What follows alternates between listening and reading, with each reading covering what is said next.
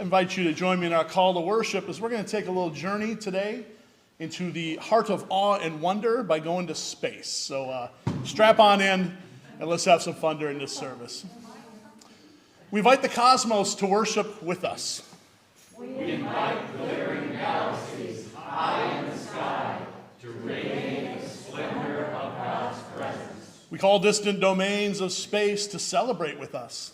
We invite nebula, nova, and black holes to thank God for their fascinating formation. Not sure about the black holes on that one, but hey.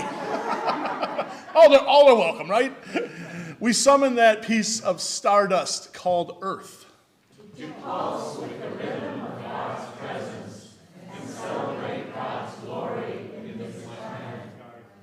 We invite millions of living species to dance with life. The turtle, the toad, and the elephant, the earthworm, the ant, and the dragonfly.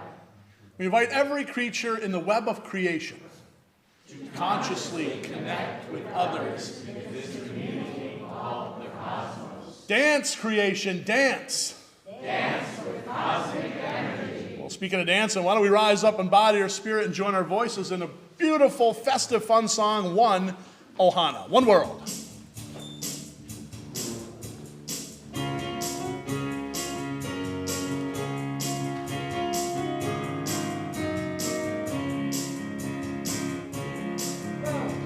We are a part of all creation, all of creation sings in us.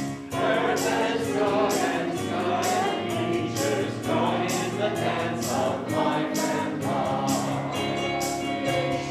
One Ohana, all of creation sings in tune. Many the voices, one great music, part of me and part of you. We are a part of every person, all of the people sing in us. One our journey, one our pathway, one on the dance of life and love. All creation, one Ohana, all of creation sings in you. They the voices, one great music, part of me and part of you. We are a part of God's creation. God is the voice that sings in us. Be our journey, be our pathway. Come ye your dance of life and love. All creation, one Ohana, all of creation sings in you. They the voices, one great music, part of me and part of you. Woo! Good morning, all. Please be seated. Thanks for that great beat, Carolyn. That was fantastic. That was Casey on drums. Oh, it's Casey on drums. Hey, Casey. Oh, it's so cold. It's just fun to just let go a little bit, isn't it? It's cold today. Welcome, my friends, to Faith United Church of Christ on this freezing cold, wintry, blustery Sunday here in Dunedin, Florida. Special welcome to any visitors we have with us, whether you're here in person or you're online with us. We are delighted to have you with us. If you're in person with us, please sign our friendship book, which we keep on the table, the gathering space. We can keep you apprised of the many things we have going on here. And if you're online with us, just go ahead and send a note to office@faithucc.org, and we will get you on our mailing list. But a special welcome to anyone that's with us. And the Binghams and their family are back with us today. That's so let's kick off with a joy. Welcome. Glad to have you here. Glad to have you here. Just a couple of notes here. I just want to lift up one in particular. The Rosa Parks bench dedication. You all been hearing about it? It's coming up on February 5th. It's going to be in the Butterfly Garden at 3 p.m. This bench is gorgeous. I know Jeff's going to blush in a second. Jeff, our artist, is right here with us today, Jeff and Bessie. And Jeff, you've created a masterpiece, and I can't wait for people to see what you created. So thank you. I know we have many things to come after we dedicate it, but I'm telling you, wow, folks. So come on out on the 5th, and we're going to have some food. And Wendy Brand's going to read her beautiful poem that's also going to be out there. And it's a really powerful poem, Wendy, so thank you. Our two artists. Let's give a round of applause to our two artists in here. So I do hope you'll come on out and join us. What time? What day is it again? It's February 5th at 3 p.m. All right. That was for Lee and Anita over there. It's going to be great. Just a little scheduling here. Today we're just going to kind of have some fun. There's so much heaviness out there. I thought let's just transport us out of this earth and into space and really open up our senses of awe and wonder, because there's some great stuff going on in that technological, astronomical world. So we're going to have some fun with that. Next week, we're going to celebrate a man who has touched me so deeply and so many others spiritually, Thich Nhat Hanh, who passed away on Friday. Brother Ty, if you've never read his book, Living Buddha, Living Christ, or many of his other books on peace and love, he was beloved of Martin Luther King Jr., he was a beloved of Thomas Merton.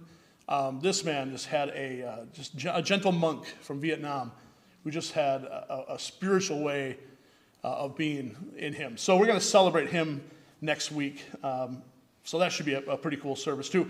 And then February is Black History Month. We are going to go all in on Black History Month again, as we always do with music and a sermon series. So I hope you'll come out and celebrate each of those Februaries. And it's so cool that we're kicking it off with the Rosa Parks dedication. You know, her birthday is actually February 4th. So it's like the whole weekend of Rosa Parks. So that should be a really cool month of celebrating Black history. And I just want to say, if there's any confusion out there, to my African-American sisters and brothers, that yes, you are American. I know. Apparently there's been some confusion out there on that. And I don't know how that happened, but I'm loving Twitter. If you're not on Twitter, one of the most beautiful things happened by people sharing pictures of themselves and saying, I'm an American. And it was a beautiful thing to behold. So we really need Black History Month this year, more than we ever have, I think. Geez. So join us for all that good stuff coming up, whether in person and online. I want to share I have a lot of pastoral care going on here, you guys. We have a lot of stuff. Starting with the sad news that Jim McIntosh passed away last night due to the effects of COVID. He's been in isolation over at Meese, and Jim's just such a gentle spirit, and he will be missed. So hold Robbie, who's also in isolation, his wife, in your hearts and prayers as well. She's in isolation until Thursday, but she's doing well, but she's grieving the loss of Jim. They were married for a long time, and it's going to be a tough one on her, though he was suffering from severe dementia as well. So, she said that he's finally at peace. So that brings her a real sense of peace as well. So, Robbie, if you're on with us by chance, we're thinking about you today, and we're holding you in our hearts. Also hold Etta, Marge Miller's sister. I know Marge is probably online with us. She was, thank God, released from the hospital after dealing with some pretty severe COVID-19 last week. So hold, her name's Etta, so hold Etta and Marge in your hearts and prayers.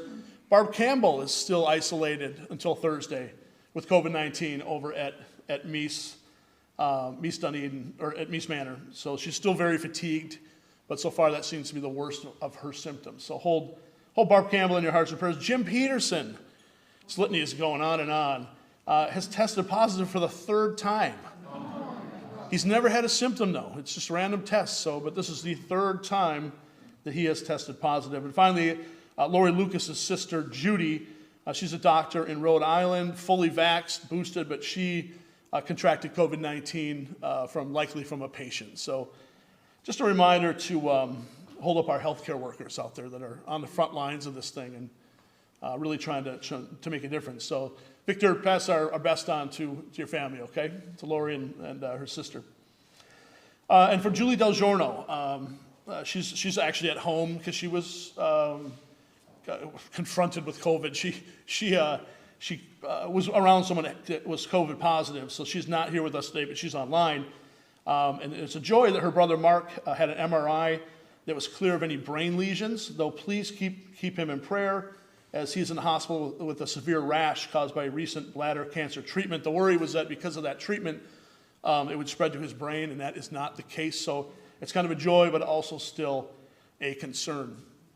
And then this morning, I had a voicemail. He didn't identify himself, but I'm pretty sure I discerned it as Gary Hart.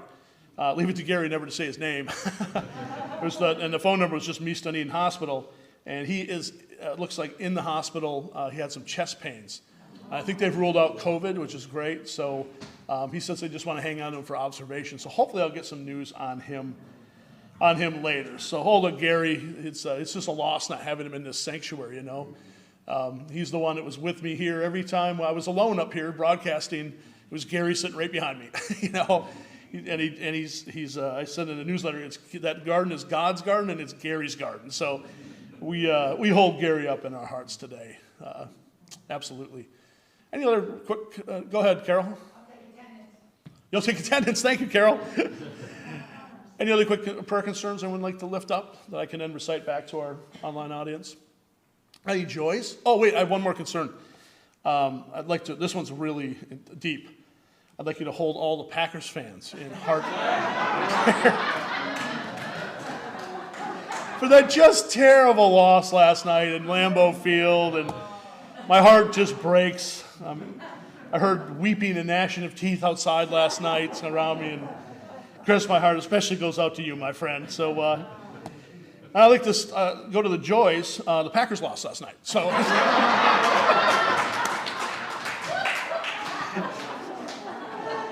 And the Bucks play at noon today. So, three. That's don't rush out of here yet. The Bucks play at 3 today. Do you have any other joys you want to lift up on this wonderful, beautiful, cold morning? Yeah, Amy? I think we both got to see our children perform yesterday at the Monopoly Theater. Yeah, Amy's, that's right. Yeah, you guys, well, congratulations. Lulu and Sophie, they were middle school, all county. That's right. You guys were there right before we were there. Yeah, I watched it on TV here, actually, but it was really cool. Congratulations. My daughters and Amy's daughters were selected to all-county band, which is all-county orchestra, or whatever they call it. And Lulu and Sophia, congratulations to the two of you, and my one daughter, Chloe. And it was really cool to see them perform. They put work from, Wednesday to Friday nights down in Gibbs, and then pulled off these beautiful concerts yesterday afternoon. So it's a real testament to your commitment, so congratulations. Awesome. Thanks, Amy, for lifting that up. Let's take a journey. I'm going to start us off. Some of you have seen this. I played it on an Ash Wednesday service one time, but it's just such a beautiful centering moment on the dust that composes our bodies. It's called Stardust, and this is just a little centering clip that I find so beautiful from Neil deGrasse Tyson. So I hope you'll enjoy as we journey into this space-themed service. What is the most astounding fact you can share with us about the universe? The most astounding fact The most astounding fact. is the knowledge that the atoms that comprise life on Earth, the atoms that make up the human body, are traceable to the crucibles that cooked light elements into heavy elements in their core under extreme temperatures and pressures. These stars, the high-mass ones among them, went unstable in their later years. They collapsed and then exploded, scattering their enriched guts across the galaxy. Guts made of carbon, nitrogen, oxygen, and all the fundamental ingredients of life itself. These ingredients become part of gas clouds that condense, collapse, form the next generation of solar systems, stars with orbiting planets. And those planets now have the ingredients for life itself. So that when I look up at the night sky, and I know that, yes, we are part of this universe, we are in this universe, but perhaps more important than both of those facts is that the universe is in us. When I reflect on that fact, I look up. Many people feel small because they're small and the universe is big, but I feel big because my atoms came from those stars. There's a level of connectivity. That's really what you want in life. You want to feel connected. You want to feel relevant. You want to feel like you're a participant in the goings-on of activities and events around you. That's precisely what we are, just by being alive.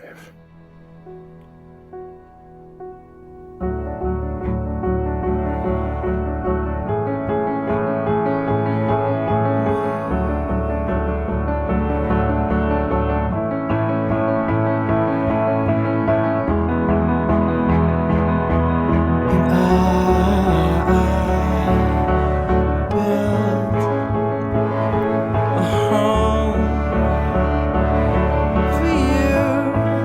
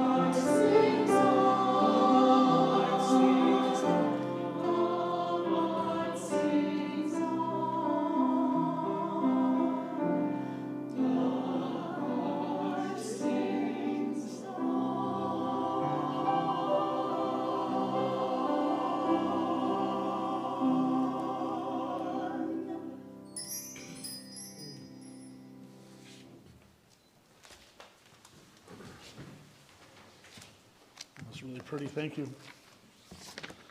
Got to grab a scripture reader, so I'll read. It's from Psalm 8, from the Message translation. God, brilliant Lord, yours is a household name. Nursing infants gurgle choruses about you. Toddlers shout the songs that drown out enemy talk and silenced atheist babble. It's an interesting translation. I look up at your macro skies, dark and enormous, your handmade sky jewelry, moon and stars mounted in their settings. Then I look at my micro self and wonder, why do you bother with us? Why take a second look our way? Yet we've so narrowly missed being gods, bright with Eden's dawn light. You put us in charge of your handcrafted world, repeated to us your Genesis charge, made us lords of sheep and cattle, even animals out in the wild, birds flying and fish swimming, whales singing in ocean deeps. God, brilliant Lord, your name echoes throughout the universe. A beautiful psalm. Still not sure about the atheist babble, but that's... I missed that when I chose that translation. So it was on Christmas morning, just a few short weeks ago, that an amazing story unfolded that likely most people haven't heard about. Brian has, because we were talking about it. He's been paying attention.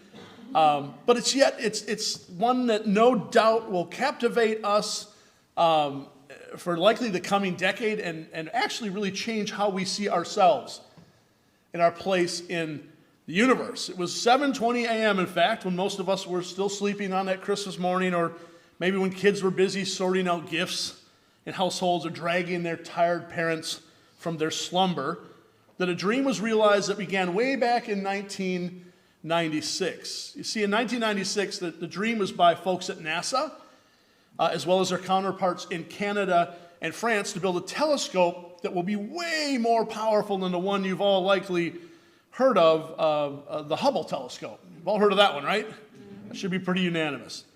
So the dream that started in 1996 then journeyed through 2.5 decades of research and development, of risks of cancellation, many, many setbacks, delays, and so much more that could have killed this dream, but it went into space at 7:20 a.m.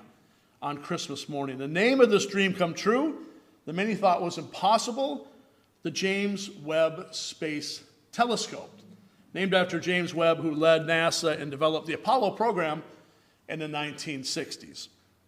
So again, we all know what the Hubble is, right? It has been dazzling us with images and information about the universe for 31 years now. That's pretty amazing, isn't it?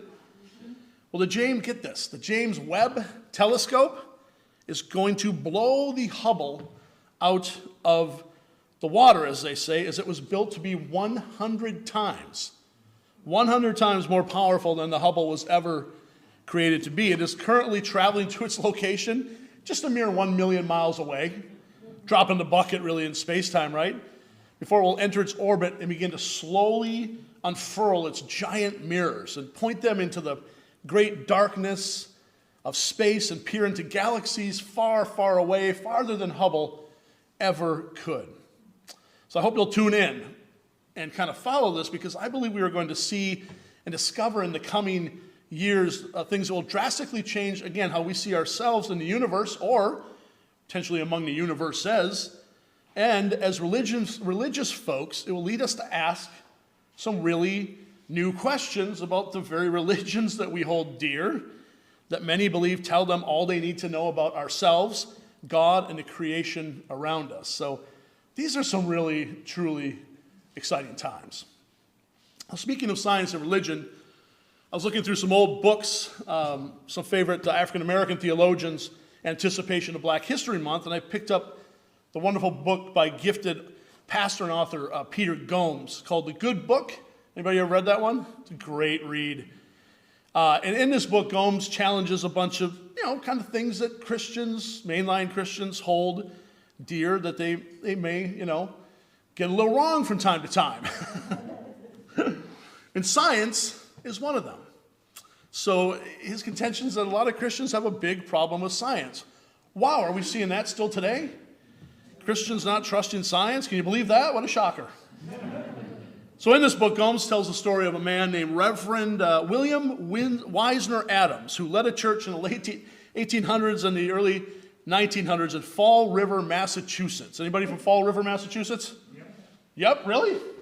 You're from Fall River? Not from, but been there. Oh, wow. Well, close enough. Really? Well, small world, I tell you. As Gomes tells the story, Reverend Adams, his name is not conjured up much these days, and there's no theological systems that bear his name. He left no literary legacy, but he did achieve a modest sense of fame by something he did every year. What was that something, you ask, that brought him to semi-fame? He preached an annual sermon on the latest developments in astronomy. That's what he is remembered for today. And when he was asked why he went to such extravagant efforts to lay, as Gomes said, quote, the most sophisticated study of the stars before his congregation of mill hands and bourgeois swamp Yankees who could pretend to neither an understanding of nor interest in the subject, Reverend Adams is said to have replied he did it because it enlarged his view of God. Gomes goes on to say, for Reverend Adams and Christians like him, there could be nothing in science unsettling to religion or to the Bible if one understood that the Bible was merely an effort, and a metaphorical effort at that, to cram into human imagination the unimaginable immensity of God. I like this guy. He's way ahead of his time, I'll tell you that. I mean, the unimaginable immensity of God is exactly really what our psalmist today was saying, right? Trying to convey with his or her, I like to go with her, words about God and the heavens and the moon and the stars and our tiny little seemingly insignificant being in the midst of it all. I have a hunch Reverend Adams may have used this text several times on his astronomical sermon adventure. And why not? I mean, the psalmist is obviously composing the psalm, 2,500 plus years ago, while pondering creation and the magnificence of God's creative process. So I can kind of see the psalmist just lying in a field.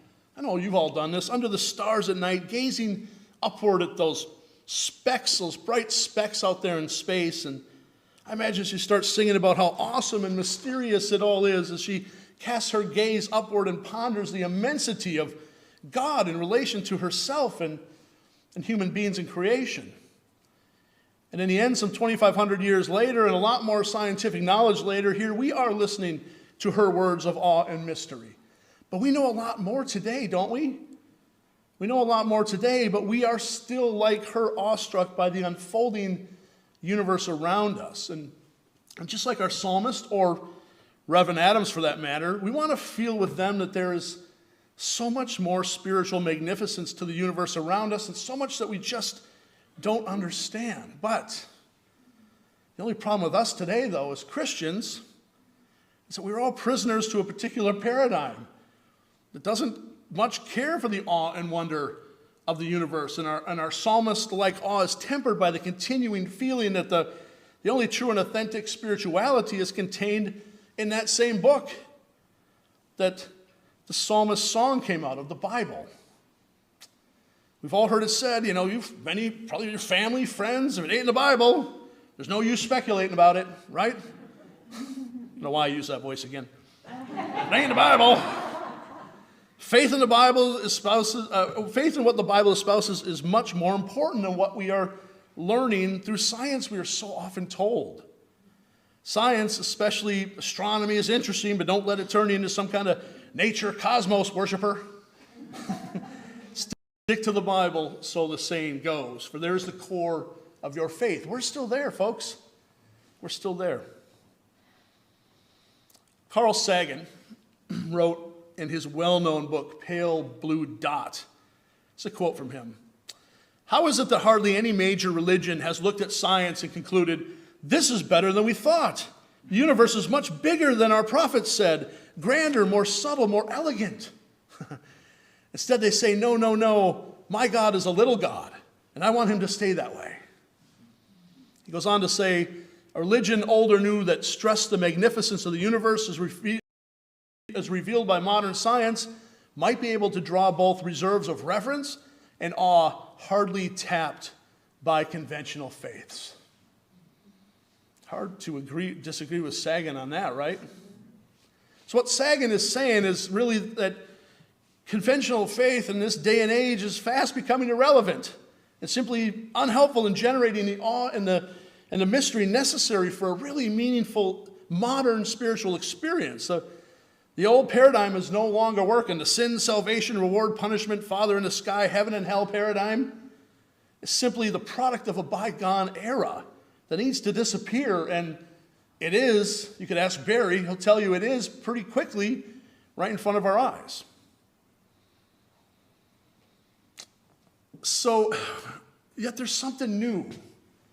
There's something new emerging, and science, if we will let it, can help religion become even better with more depth and awe and mystery by offering us images of an amazing universe that our psalmist could never have imagined. And if her awe and wonder was sparked just by looking up at the stars and the moon and pondering her sense of being amidst all that she perceived out there, just imagine how much more our sense of awe and mystery should be given what we know is out there and how much we know about what is in here, in us, the same stuff that is out there, stardust.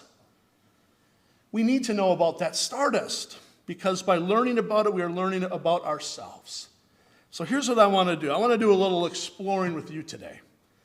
For I contend it is in the awe and wonder of what we are learning through images like the Webb scope will soon send back, or what Hubble already has. It's through those things that our spirituality is going to grow greatly. And that as we do so, we are able to let go of some of that old, no longer necessary religious baggage. It's time for that to go. And it's time for us to cultivate a mystical mind, one that I know each one of you possesses. So let's take a journey not to a Galilee far, far away, but to planets and galaxies far, far away. And now in Reverend Adams-like fashion, I'm channeling my inner Reverend Adams. I want to share some current things that science, that astronomy and cosmological studies have found. These things are going to blow your mind. Be prepared. Are you all prepared? Is that Adams calling me right now? Oh, and in case you think of what stuff I'm about to tell you, you think that I'm making this up? No. As an amateur scientist, I like to show you my work. So I've been hard at work in my garage. Working on stuff to be able to tell you, this is one of my boards in my garage. This is my other one. It's over on the other side. I'm working with that EMC equals MC squared. I think it's a bit off, and I think I'm really close to figuring out where Einstein went wrong on that one. So I'll keep you all apprised of that. So you all have a sense of how big the Earth is, right? You have a sense of that? It's pretty big. But how big is the sun? Have you ever asked yourself that question? How many Earths would it take to fill out the volume of our sun? Any guesses? 3,000? 30,000? How about 1.3 million? It's all in those equations right there. 1.3 million Earths could fit inside of the sun. This is the Earth in relation to the sun. Yeah, a little circle. It says Earth. Yeah, you can see it circled there. Yeah. Another fun fact about our sun, the sun is 330,000 times as heavy as Earth. And the sun's core releases about 1 billion, get this, 1 billion nuclear bombs every single second. 1 billion. It takes thousands of years for that energy to take the trip through the layers of the sun to the surface. That's how large it is. The sun is pretty big, wouldn't you say? Not really. For here in our own galaxy, the sun is rather small. It's a dwarf. Here's the star Rigel in our galaxy. In comparison, Rigel has 75 times the radius of the sun. It is 100,000 times more luminous. That's pretty big, right? Is that pretty big? Not really. Here's another in our Milky Way galaxy called Canis Majoris. It has a circumference of 5.5 billion miles, or is 2,000 times larger than the sun, and larger than the Rigel, the previous one that we looked at. That is pretty big, right? God, can you even comprehend how big this stuff is? But it's not really that big, because here is our Milky Way galaxy. And it's just one little shot of it, one little peering shot of the entire Milky Way galaxy. You know, we've heard about it, but you know, what do we really know about it? So when you look up at this night sky like the psalmist did 2,700 years ago, you can see only, if you go tonight and lay and look up, in the darkest dark, you can only see about 2,500 stars. 2,500, including those big ones we just talked about. That's a lot of stars, right? Not really. Estimates of the number of stars in our own galaxy is anywhere from 200 billion to 400 billion. That's just our galaxy. And this is just one, again, little slice taken by Hubble. Pretty big, right? Not really. The largest galaxy that we know of, that science tells us about, it's not in the Bible, you're not going to find it there, contains over 100 trillion stars. Wow. 100 trillion stars. Add that to the fact that current predictions, thanks to the work of the Hubble telescope and soon the James Webb telescope, indicate that there are, this is just a simple shot, 100 to 200 billion galaxies in the universe. Though scientists say that as telescope technology increases, so will the galaxy count. Wow! Can you imagine what we have in store for us when you have a telescope that's 100 times more powerful? Prepare to have your minds blown. These are just a fraction of the galaxies that are contained in the universe. And add that to the fact that many leading cosmologists believe there are potentially millions or billions of universes. Let that settle on you for a second. Let that settle on you for a second. It's almost too much to fathom. My head is about to explode. I tell you all of this for more reasons than it just made for some absolutely fascinating and fun sermon research. I say this because we are in a time of spiritual crisis, where the religious way of being just no longer makes sense to the modern scientific and mystical mind. And the medieval paradigm has been forced upon us, and our spirituality no longer delivers the meaning it once did, and it's about to implode on itself like a black hole. The story we've been telling ourselves of God no longer fits, and a new story of God, a cosmological story, needs to be told. One that is both ancient and as the stardust that we were created with, one that is raptured in awe, as that psalmist sang about long ago, one that fires our spiritual imagination with awe and mystery and wonder, and one that, as Reverend Adams says, enlarges our view of God. The little God of particular cultures and lands and places and peoples, my friends, is being rendered ineffective and uninspiring by the vision of God that is coming as we begin to understand the cosmos at the macro and the micro level. Something both ancient and new is emerging, ancient in terms of the reverence for creation displayed by the psalmist and her mindset, yet new, and that her awe is being filled out with astounding new knowledge of our cosmos. A new story is emerging, and it's looking for places where it can be told, and it can emerge from within. And you know what I think? This is one of those places. I want to share one more image with you in this little fascinating space voyage, one that you have likely seen. It's one of the greatest photographs, they say, ever taken. It's inspired such awe and wonder that it is, again, one of the greatest ever. It's from the Hubble telescope. It's called the Pillars of Creation, so named after a phrase in a sermon delivered by well-known pastor Charles Spurgeon in 1857. Someone at NASA knew their sermon history, apparently. Now, in that sermon called The Condescension of Christ, Spurgeon uses the phrase pillars of creation to convey not only the physical world, but also the force that kind of keeps it together, you know, from the divine and Christ in that sermon that they then chose to name this image, which I'll talk about in just a second. Spurgeon said, "And now wonder, ye angels, the infinite has become an infant. He upon whose shoulders the universe doth hang, hangs at his mother's breast. He who created all things and bears up the pillars of creation." So NASA chose those words, bless you, from the sermon as a name for this massive entity. And it is incomprehensibly massive, being a 7 light-year tall cocktail of stars, gas, clouds, and dust that lies 7,000 light years from Earth. So let me put that in perspective for you. I had to take my shoes off to do this math. I won't do that now. In miles per hour, so if light travels at what? 182,000 miles per second, right? 186,000. Okay, close enough. I was off. My math's a little off. Thank you, Eric. In miles per hour, that is roughly 673 million miles per hour. Think about that. To calculate a light year, then you take the number of hours in a year and multiply it by that number. And I did that math for you, and it's around 6 trillion miles, give or take a few. The height of this pillar right here that you're seeing is 7 times that. Just the height of it. So these pillars are 42 trillion miles tall. And the distance they are from Earth is 7,000 times that. So good luck calculating that one, Eric.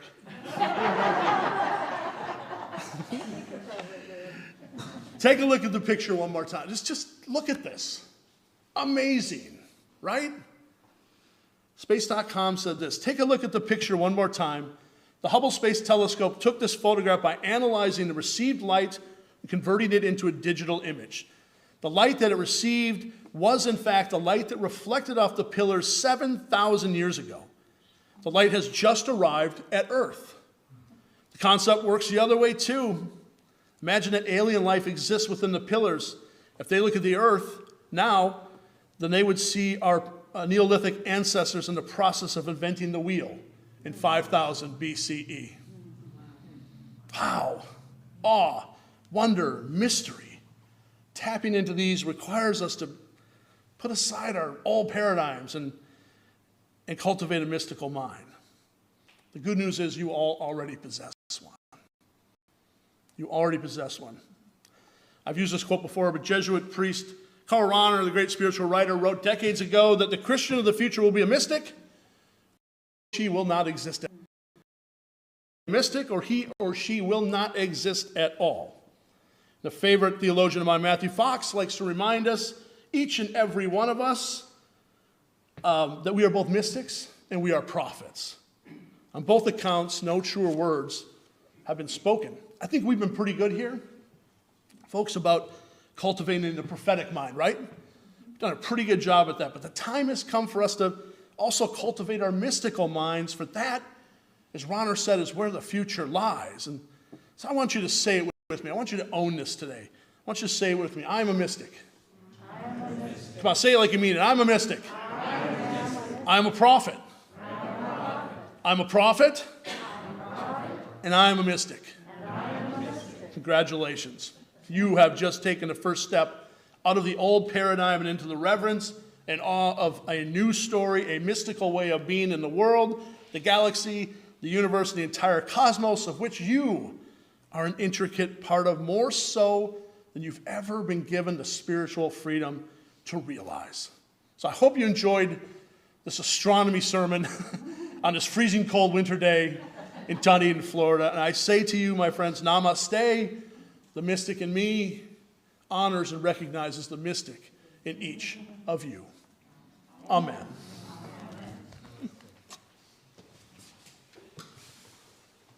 Oh. Let me read this quote real quick, Brian. Sure. This is from the creator of Calvin and Hobbes. I forgot I threw this in there. If people sat outside and looked at the stars each night, I bet they would live a lot differently. Amen to that.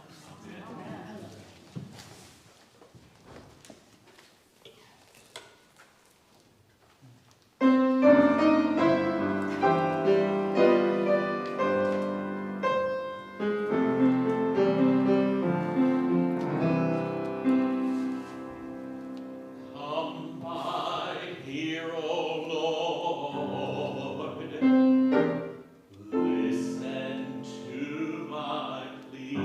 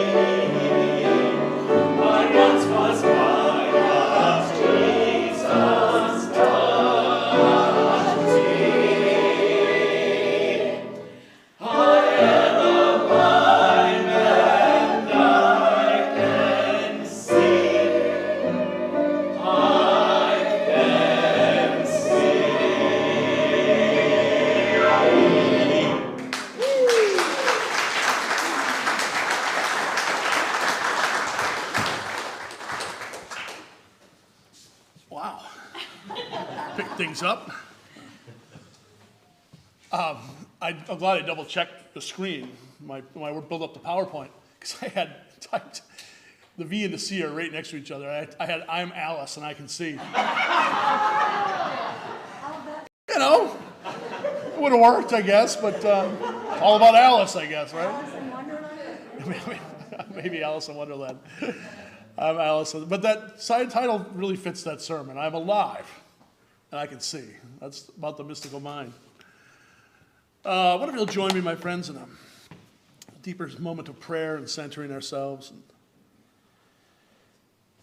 the great mystic Hildegard of Bingen wrote long ago, "The word is living, being, spirit, all verdant greening, all creativity. This word manifests itself in every creature, all of creation." Let's let her words guide us into a time just to be still and feel God at the center of our being.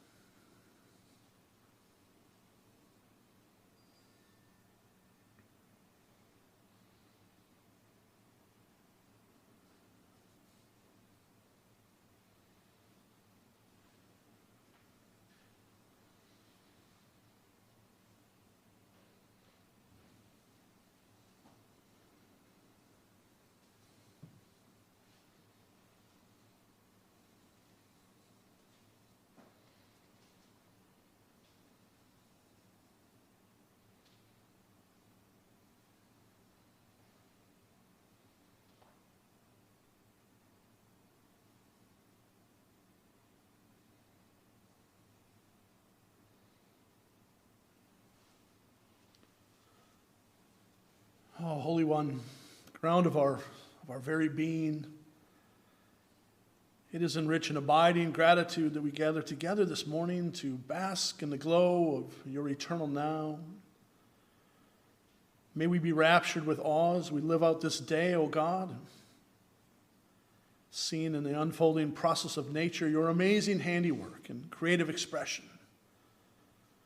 The world you have placed us within, for the relationships that we have and that we hold dear, for the beauty and diversity of this vast world that you have called us to be a part of.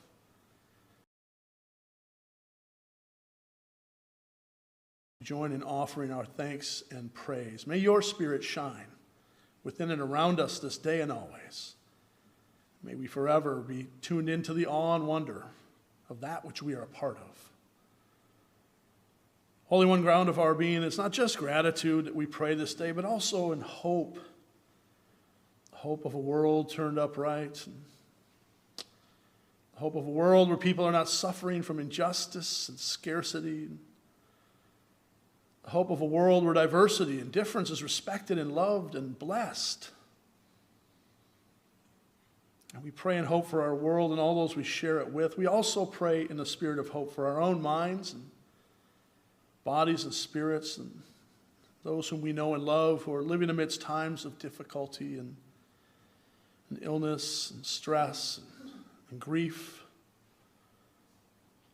May a sense of your presence fill the holes in our wounds and bring a glimmer of peace, healing, and a sense of wholeness even amidst the hardest of times. For all those that we have named, who are wounded and hurting or grieving, and all those that we hold in the silence of our hearts.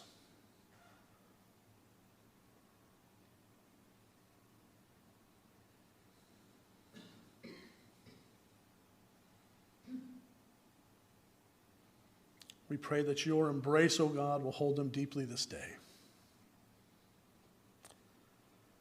May this prayer offered on behalf of this community and all of the prayers that we hold silently within our hearts find their way into the mystery of your being, O God, and where there is such hope in your eternal presence, your eternal now.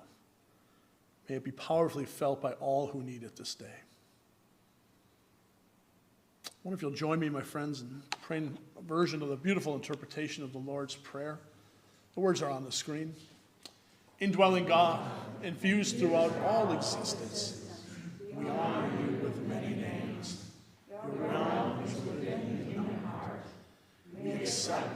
for all that it can be, on earth as throughout all creation. May we continue to draw sustenance from this earth, and may we receive forgiveness equal to our own.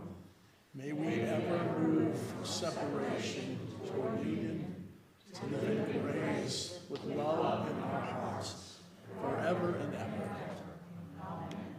Amen. Amen. Oh, we come to that point of the service where I always just like to say thank you, thank you, thank you for your incredible generosity. You are an amazingly generous congregation, and I just want to thank you for all your giving, whether it's your time and singing or our gardens popping. I saw something about our garden going crazy over at, what's the First Presbyterian Church, I think, friend? Yeah. And all the other work, Adam Kara's delivering flowers and these beautiful flowers here. Just so much giving here. It just makes me smile wide. So thank you for all of your generosity. If you want to be even more generous, and you're in person with us, there are plates on the back table where you can leave a love offering for the work that we do together that goes to support that. And if you're online with us visiting and you said, hey, I want to invest in this church, in this spiritual community, just go to our website at faithucc.org. and click on either the PayPal or the Vanco link, and it will take care of all of that for you right there. We try to make it so easy. What's next? Credit card machines on the door when you go out? You just tap it, you know? They have them. I'm sure churches are using them. Oh, well, I wish you a blessed day before we sing our way out. Wonderful week. Tune into the world, you know. Take some time this week. And as I wrote in the newsletter, go sit in the garden. A couple of you told me you're gonna do that this week. And find some inspiration out there and get out and look at the stars. You know, the quote said it best. People just spend a little more time stargazing, changes how we live and how we see ourselves, and especially how we see ourselves in relation to God. And a special prayer of concern this week for our Packer fans again. I just want to lift that up one more time, and our heart goes out to all of you. And there's a long history to that, so don't ask me about it if you ever want to know. But I wish you a blessed and holy week. May it be a fantastic week for you, however you are living it. Live with courage in whatever comes your way, and have a great week. But before we leave or go get some hospitality or do what it is we're going to do this day, let's sing our way out of here for peace. Let there be peace on earth, and let it begin to us. And let's sing this for Jim McIntosh today. He loved this song. He used to talk about it. He loved this moment in our service. So let's dedicate the song to Jim and Robbie McIntosh this day.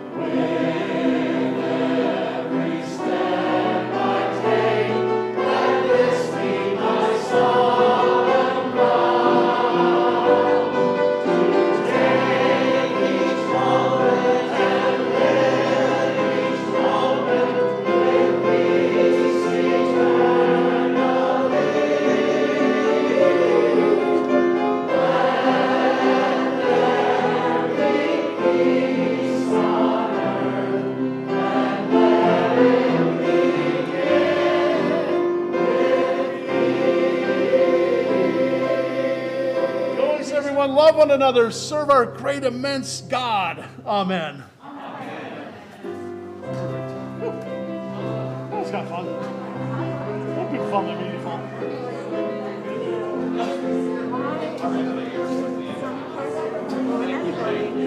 Why are we trying to place limits on